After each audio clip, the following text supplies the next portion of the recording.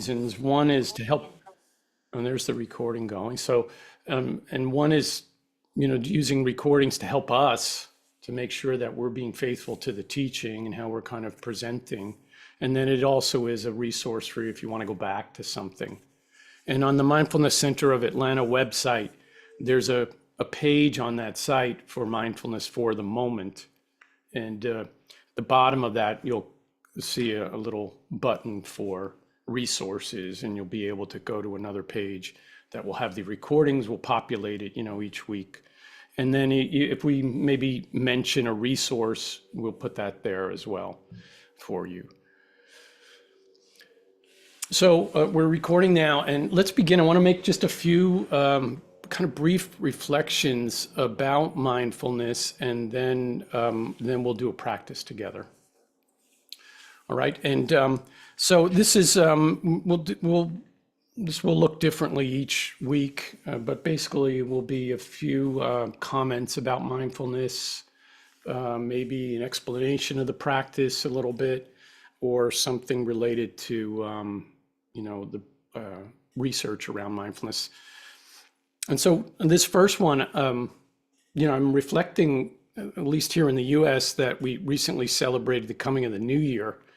And I know not everybody celebrates the start of the new year on January 1st. Some countries use different calendars or celebrate on different dates according to culture or religion. So, but here in the US, we just had this new year. It's helpful to pause when something new begins, and so I'm using the new year as a kind of symbol for all new beginnings, and for have us kind of reflect on that a little bit. And there's many new beginnings, a new job, entering into retirement, the addition of a child into a family, a milestone birthday, or a new season, or just the new day that happens every morning. So new beginnings can be an opportunity for us to make goals, to re-up on our intentions, to reflect on our lives. And new goals and new intentions and resolutions all require a behavior change in us. And that's really what I want to kind of briefly just zoom in on, especially since we're just starting or restarting this mindfulness for the moment. So we're really aware of this new beginning. There's some good research around mindfulness and its relationship to behavior change. I don't want to get too in the weeds around research. However, I do want to mention a bit in the hopes that it will inspire, whatever behavior changes you may be intending at this time of year or at any time, really. There's an interesting article that was recently published in the Harvard Review of Psychiatry. It's entitled "Mindfulness and Behavior Change." I'll post it as the references on the website, so you can check that out if you like later on the Mindfulness Center website, a reference to that article. The premise of it is that mindfulness meditation can enhance motivation for change and can help shift the balance from unhealthy to healthier behaviors. And the article asserts that behavior change is supported by our capacity for self-regulation. So it says a lot about self-regulation. I think it's interesting. You might not find it so interesting, but self-regulation specifically being the ability to regulate our attention, our emotions, or our cognition. And if that sounds like mindfulness, yes, that's exactly what we're doing in mindfulness. And self-regulation is important. Not being able to self-regulate very easily is linked to poorer physical and mental health, a poorer academic performance. And so it's important to self-regulate. And mindfulness impacts self-regulation in a positive way by working with attention, working with our emotions and our thinking and our behaviors. And you know this if you have experience with mindfulness, that the attention part of that is in the very definition of mindfulness, is that we're paying attention on purpose in the present moment without judgment. And as we begin to pay attention, it's a certain kind of non-judgmental attention, which includes openness, curiosity, kindness towards everything that we're noticing. And that gives us an expansive, broader view of what's happening and a view of our own lives. And it puts us maybe back in touch with those larger kind of goals, intentions. In our mindfulness-based stress reduction, the 8-week course that we offer, we often make the distinction between keying in on what is urgent and what is important. And we make that distinction that sometimes we're driven by urgency and we lose touch with that, which is really kind of the essence for us, the important stuff. So we can, kind of spend all day answering emails and texts, and it can determine our whole day, And while that's important to take care of business, it's also crucial that we get back in touch with the essence and how we really want to live our lives. So the modern research on mindfulness, meditation, and behavior change is affirming what has been suggested for many years. And so I'll conclude these comments on current research with a quote from a very old text called the Dhammapada. And the Dhammapada is a collection of sayings of the Buddha and is one of the most widely read Buddhist scriptures. The word Dhammapada could be translated into English as the way of truth.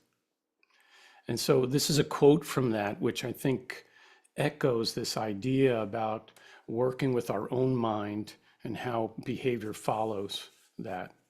So the Dhammapada says, experiences are preceded by mind, led by mind, and produced by mind. If one speaks or acts with an impure mind, suffering follows, even as the cartwheel follows the hoof of the ox. Experiences are preceded by mind, led by mind, and produced by mind. If one speaks or acts with a pure mind, happiness follows like a shadow that never departs. So let's begin working with the mind in a particular way with mindfulness meditation. And today we'll do a brief guided sitting practice together. And I'll give some cues and some guidance there, and there'll be some silence. And it will be fairly a brief practice today. We're going to hold to our overall time of 30 minutes. So let's begin by establishing yourself in some posture that will support this present moment awareness, this intentional sitting here in the moment. So that may be adjusting yourself in your seat, or maybe sitting on the floor on a cushion if that's your practice, but in some way where you can find a stable seated position that also allows a relative lengthening and being upright with the upper body. So the low body is grounded, upper body lengthening up to that openness. And you might close your eyes to also kind of help settle the mind, or just lower your gaze down.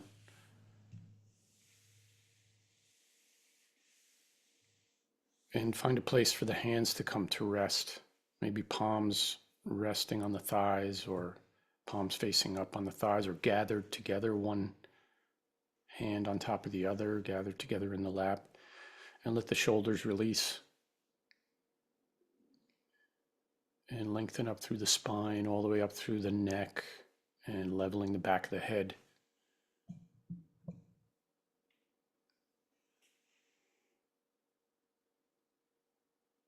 And we'll just practice sitting here with an openness to all thoughts, all emotions, all sensations, all storylines that might show up in the moment, while also practicing non-attachment to the thoughts, emotions, sensations, and storylines. And just letting everything come and go for this time that we're sitting here in silence and stillness.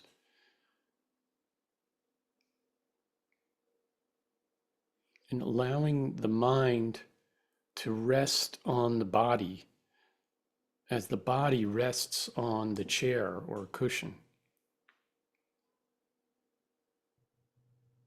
So, tuning into the body, sometimes we kind of divorce ourselves from our bodies, sometimes for very good reason. But here, even just a light touch of coming to the body, and notice this physical sensation of sitting here.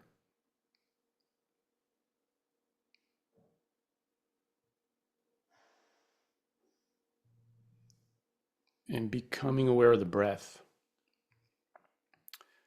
physically aware of breathing in whatever location in the body that is presenting right now. Maybe noticing the breath in the abdominal region or the chest or nostrils or throat.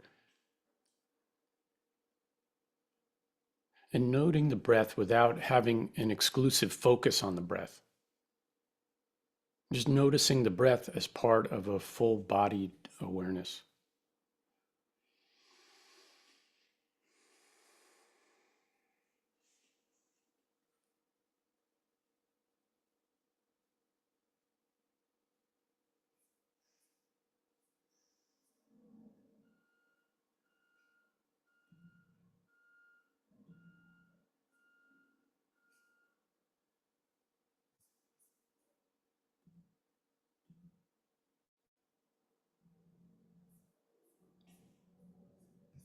And when the mind wanders, which it will do, just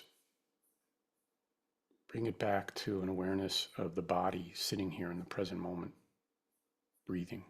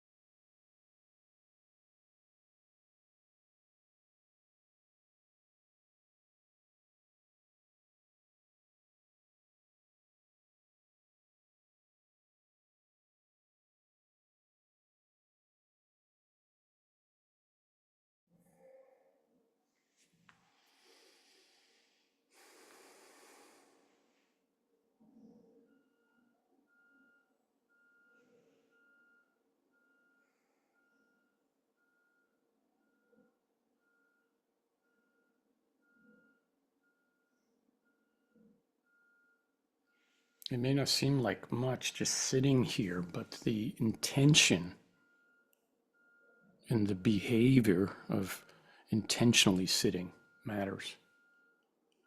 And we're just sitting here in this moment and noticing what presents in the present.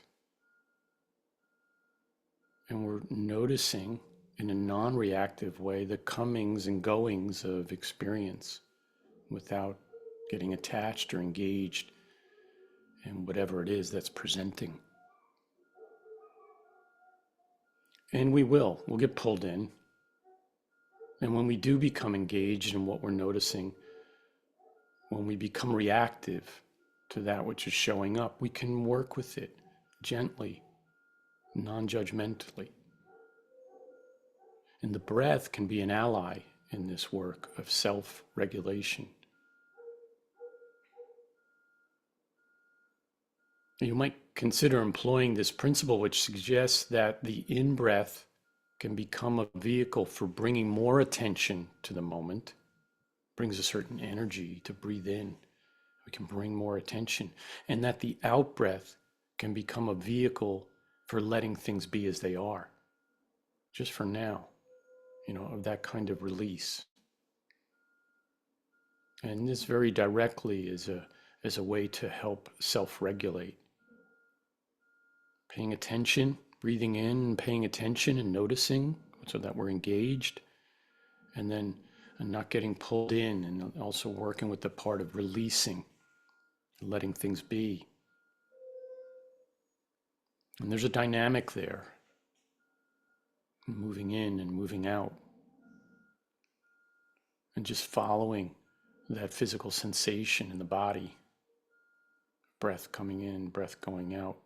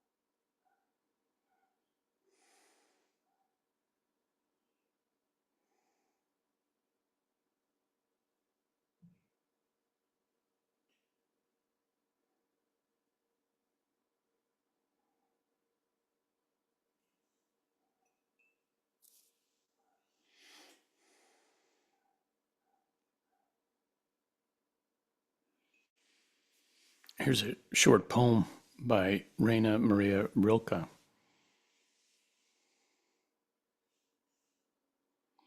May what I do flow from me like a river, no forcing and no holding back, the way it is with children. Then, in these swelling and ebbing currents, these deepening tides moving out, returning, I will sing you as no one ever has, streaming through widening channels into the open sea.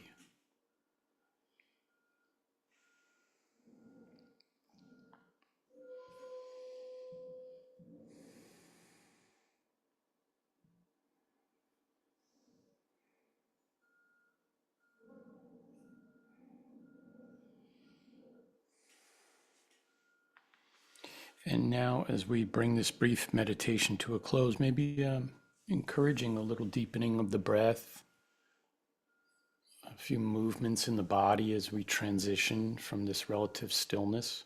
If the eyes have been closed or cast down, just raising them up and reconnecting with the screen.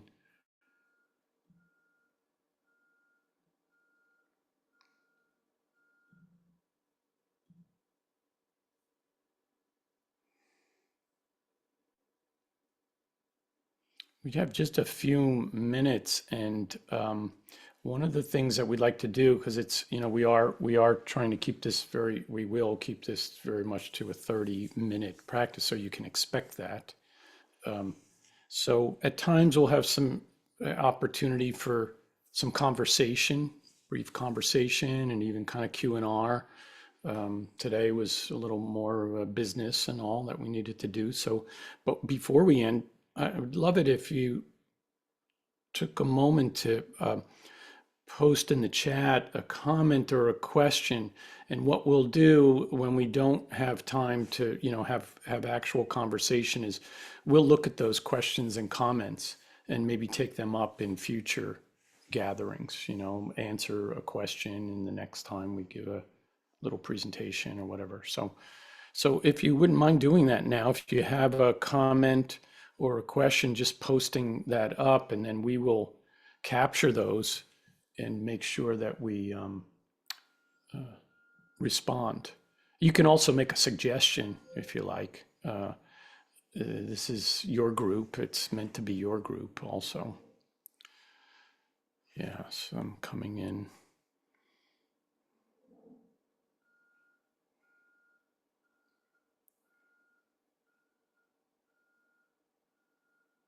Yeah, lovely doing this in community. I agree, Sharon.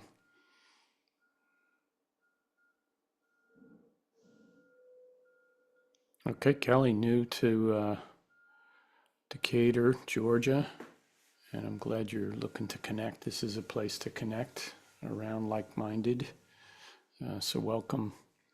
There was a question about, music and mindfulness meditation practice. So that's a good question. It's a great question. We'll maybe take that up in our next gathering. I'm not deferring that just to make you try and come back next week, but it does serve that purpose as well.